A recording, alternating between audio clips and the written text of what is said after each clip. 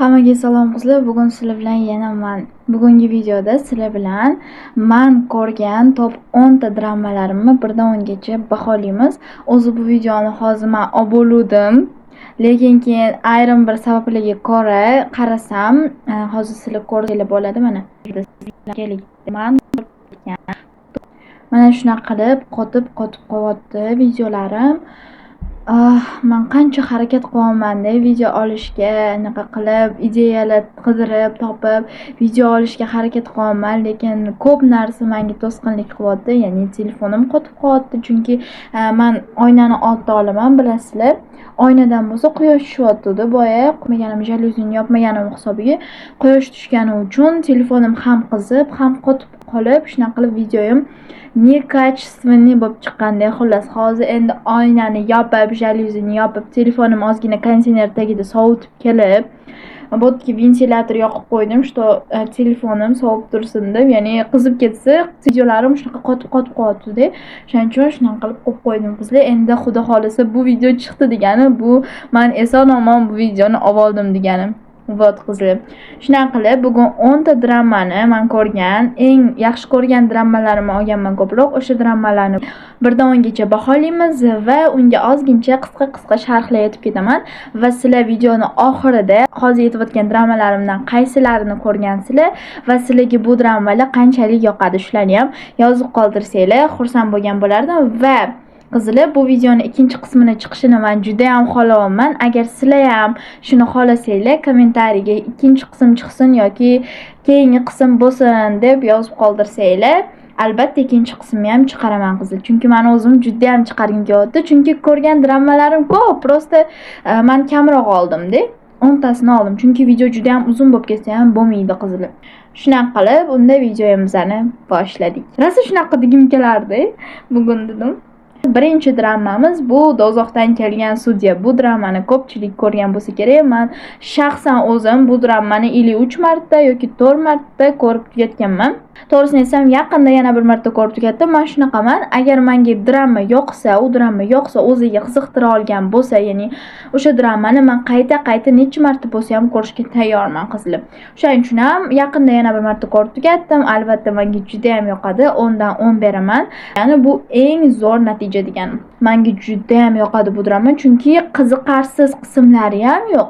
Ichida tushunarsiz bo'lib qolgan joylari ham yo'q. Hamma narsasi va shu idealni men uchun. Ayniqsa aktrisa qizni men juda ham yaxshi ko'raman.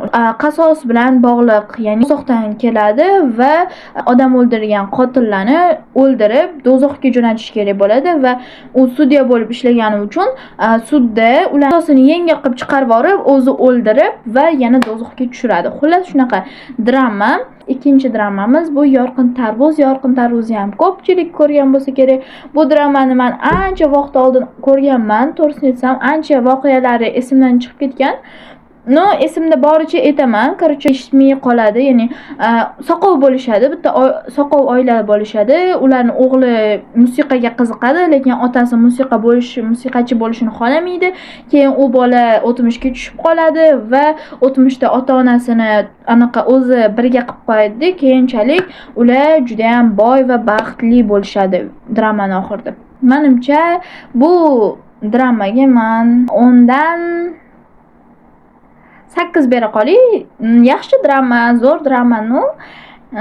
Juda ham sevimli drama emas-da, shuning uchun ham bunga 10 dan 8 beraman. Uchinchi dramamiz bu ta'lim guruhi dramasi. Buni ham ko'pchilik ko'rgandir, ko'rmaganlar ham bordir, chunki shaxsan o'zim bu dramani boshida ko'rmaganman, qiziqmaganman, keyin qiziqib ko'rganimda bu drama ham aynan menga juda ham yoqqan. Bitta bola bo'ladi, u o'qishga juda ham qiziqadi, lekin hech ham anaqa baholari yaxshilanmaydi. Keyin u bezorilar maktabiga boradi, u yerda o'qishga qo'yishmaydi u bezorilar. Keyin ular bitta ta'lim guruhini ochishadi o'qituvchisi bilan birga. Xullas shunaqa qilib, keyin u bola ham kuchli, ham aqlli bo'lgani uchun hech kim unga bas kela olmaydi. Vot shunaqa. Hammaga men 10 dan 9 beraman, chunki bu ham juda ham zo'r drama, menga yoqqan. 4-chi drama bizda Dona. Shunaqa drama bor. Agar ko'rmaganlar bo'lsa, ko'ringlar. Bu dramani ham men juda ham yaxshi ko'rib ko'rganman. Вообще emotsiyaga berilib ko'rganman. Bada, короче, bitta muzikant qiz bo'ladi.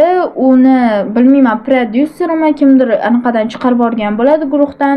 Guruh bo'larmidi, ili o'zi aytadigan. Xullas, keyin u bitta shahar chekkasiga borib yashaydi. Uni oldiga keyin bitta bola ko'chib keladi. Keyin ular birga bo'lib anaqa bo'lishadi. Xullas, sevishib qolishadi. Shunaqa qilib drama anaqa bo'ladi.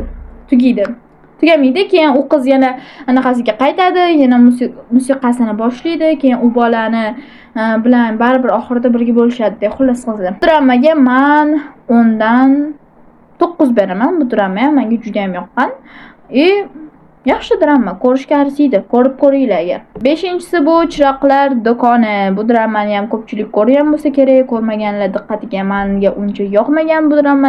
Nimaga desanglar, o'zi bu dramani boshida men qo'rqinchli deb o'ylagandim, lekin keyin bilsam, bu aslida o'liklar haqida, ya'ni o'sha o'lib bo'lganlar o'zini o'sha chiroqlar do'koniga borib, o'zini chirog'ini topish kerak bo'lgan. Men bu narsani keyin tushunganman, dramani oxiriga yetganda tushunganman. Ungacha bo'lsa zo'rg'a tishimga qo'yib, qani nima bo'lar ekan buni oxirida deb ko'rganman qizlar. Menga uncha yoqmagan bu drama, 10 dan 6 beraman. 6-drama bizada Kotiba kimga nima bo'ldi. Bu dramani ko'pchilik ko'rgan bo'lsa kerak, ancha oldin chiqqan drama, eski drama. Bu dramaga men, конечно, 10 dan 10 beraman, chunki bu dramani nima desa bo'ladi? Meni dramalarga qiziqishimni oshirgan desa ham bo'ladi. Ya'ni boshlarida endi drama ko'rish boshlagan paytlarimda mana shu dramani ko'rganman. Bu, короче, bitta odamni nechidir yil qo'lida ishlagan kotibasi bo'ladi, ya'ni 8 yilmi shunaqa qo'lida ishlagan kotibasi bo'ladi. Keyin u kotiba ishdan ketmoqchi bo'lganda, bu ishdan qo'yib yuborgisi kelmaydi, u kotibani unga turmush qurish taklifini beradi va shu yo'l bilan uni olib qo'ymoqchi bo'ladi. Keyinchalik ular ikkalasi bir-birini yaxshi ko'rib qoladi va oxirida baribir birga bo'lishadi. 7-drama bu Ojiz qahramon. Bu dramaga men, конечно, 100 dan 100 bo'lsa ham, 10 dan 100 bo'lsa ham berardim. Bu drama juda ham qiziqarli. Umuman sevgi anaqa sahnalari bo'lmagan, atak va pishi zo'r qiziqarli drama.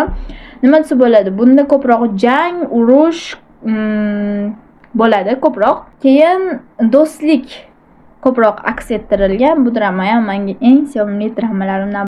Ularni o'ldirib, o'sha o'zini maktabidagi bolalarni o'ldirib, keyin boshqa maktabga o'tadi. U maktabda do'st topadi. Xullas qizlar, вообще zo'r drama. Bu dramani ham ko'rishlarini tavsiya beraman. 2 ta fasli bor. 2 ta fasli ham qizlar. Ko'rganlar bo'lsa, kommentariyda yozib qoldiringlar. Sizga ham bu drama yoqadimi? Yoki ko'rmaganlar bo'lsa, ko'rishinglarni обязательно tavsiya qilaman. 8-dramamiz bu Tanlangan oila. Qizlar, men bu dramani bilmayman 3-4 marta ko'rganman, qayta. Ojiz qahramonni aytganchiman, 2 ta faslini 2 marta ko'rib chiqqanman. 2 marta ko'rib tugatganman va bu dramani, конечно, bu menga yoqadi deganim.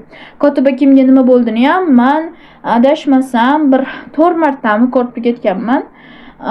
Tanlangan oilani bo'lsa, aytvoman shuncha 4 tami, 3 martami ko'rganman.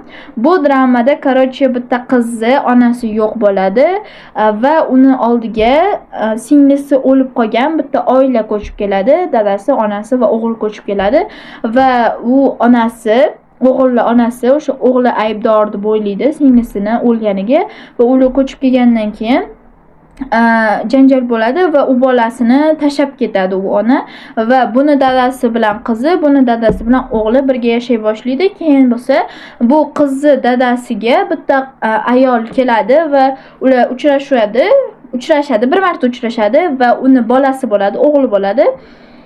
Keyinchalik u xotin ketadi va o'g'lini bunga o'zi bilan olib keladi bu bola. Qizi otasi, qizi dadasi o'sha o'g'ilni bu olib keladi va 3 ta, короче, 2 ta o'g'il, bitta qiz, uchalasini ham onasi tashab ketgan yoki yo'q, xullas o'shalar birga katta bo'lishadi va oxirida ko'chib kelgan bola bilan qiz birga bo'lishadi va ya'ni ular yaxshi ko'rib qoladi bir-birini, kichkinaligidan yaxshi ko'rgan bo'lishadi o'zi. Shunaqa qizlar va pishi zo'r drama. Bu dramaga men, конечно, 10 dan 10 beraman. Bilib turibsizlar, men buni hammasini sizlarga gapirib berganimdan juda ham ko'p marta ko'rganman va har doim meni sevimli dramam bo'lib qoladi. 9-drama bizada Baxt. Bu drama prosta qizim, prosta men bu dramani bilmayman, bir 5 martami ko'rib ketganman. Bu drama ko'proq zombi haqida-yu, lekin ikkita sevishgan haqida ham. Ko'proq Instagramda ko'rsanglar anaqalardan chiqib qoladi, reelslardan. Nima desa bo'ladi? U bola, bitta bola bilan qiz birga o'qishadi birinchi maktabda. Keyin o'sha maktab vaqtida qizga aytadi, "Kel uchrashib yuramiz" deydi. Tomda o'tirganida hamma qo'rqadi va boshqa qiladi. U qizni bo'lsa, ustozi uyiga jo'natmaydi. Keyin aytadi, agar bu tushsa biz uyga ketamizmi deydi. Ha desa, keyin chiqadi, o'sha bolani o'zi itarib yuboradi. Keyin u bola aytadi, "Kel uchrashib yuramiz" deydi. Keyin o'shandan keyin o'sha hozirgi paytga qaytishadi. Hozirgi paytda bo'lsa, u qiz politsiyachi bo'larmidi, xullas qutqaruvchimi? Xullas shunaqa bo'lardi. Keyin bola bo'lsa, qanaqadir detektiv. Shunaqaroq edi. Shunaqaroq bo'ladi-da, keyin ikkalasi qizga turmushga chiqsa, kimdir uylansa yoki turmushga chiqsa, uy berilyapti deydi. Shu narsani eshitgandan keyin ana bolaga aytadi, "Ke turmush quramiz" deydi. Qiz aytadi keyin. Xullas keyin ular turmush qurayotgan paytida, ya'ni prosta odamlarni ko'zi uchun turmush qurayotgan paytida shunaqa zombi boshlanib ketadi va ular bir-birini yaxshi ko'rib qoladi. Oxirida bo'lsa birga bo'lishadi va zombi tugaydi. Oxiri baribir yaxshilik bilan tugaydi. Bu dramaga men, конечно, 10 dan 10 beraman, chunki meni eng любимый dramalarimdan biri. Keyingisi va oxirgisi bizada 10-chisi mening erimga turmushga chiqdi. Вообще zo'r drama, qizlar вообще men shunaqa mazza qilib ko'rganman, chunki menga ko'proq qasosli dramalar juda ham yoqadi. Ya'ni u boshida bechora bo'ladi, keyin qasos oladigan dramalarni вообще yaxshi ko'raman. O'shaning uchun ham bu dramaga men, конечно, 10 dan 10 beraman qizlar, вообще yaxshi ko'rgan drama. Bu dramada короче bitta qiz bo'ladi, uni dugonasi bo'ladi va eri bo'ladi asosiy rollarda. Ana dugonasi eri bilan bunga anaqa xiyonat qilib yurayotgan bo'ladi. Bu bo'lsa bilmaydi. Boshidan bu bechora qanaqadir oddiy bo'ladi. Keyin anaqa bularni xiyonat qilib yurganini sezib qoladi u qiz va ikkalasini bitta ushlab oladi va keyin o'sha joyda o'ladi u qiz. Keyin vaqt orqaga qaytib qoladi va u qiz tirikligini biladi. Vaqt orqaga qaytgandan keyin u qiz biladi va shu naqa bo'lishini bilgandan keyin shunga qarab ulardan qasos olishni boshlaydi va oxirida o'zini yaxshi ko'rgani, boshqa yaxshi ko'rgani bilan birga bo'ladi. Xullas bu drama ham вообще zo'r. Buni ham ko'rishingizni tavsiya beraman. Vot qizlar, menimcha hammasini aytdim. Bu videomiz ham o'z nihoyasiga yetdi. Agar ikkinchi qismi bo'lishini xohlasanglar, albatta kommentariyaga ikkinchi qism chiqsin deb yozsanglar yoki keyingi qism bo'lsin deb yozsanglar, albatta keyingi qismini ham chiqaraman. Qizlar, bu dramalardan qaysi birlarini ko'rgansizlar? Albatta kommentariyada yozib qoldiringlar. Qaysilarini ko'rgansizlar va qaysilari sizlarga yoqadi. Xullas, shunaqa video bo'ldi bizda. Shu joygacha ko'rgan bo'lsanglar, videoga like bosib, menga obuna bo'lib qo'yish обязательно esingizdan chiqmasin. Hammaga xayr.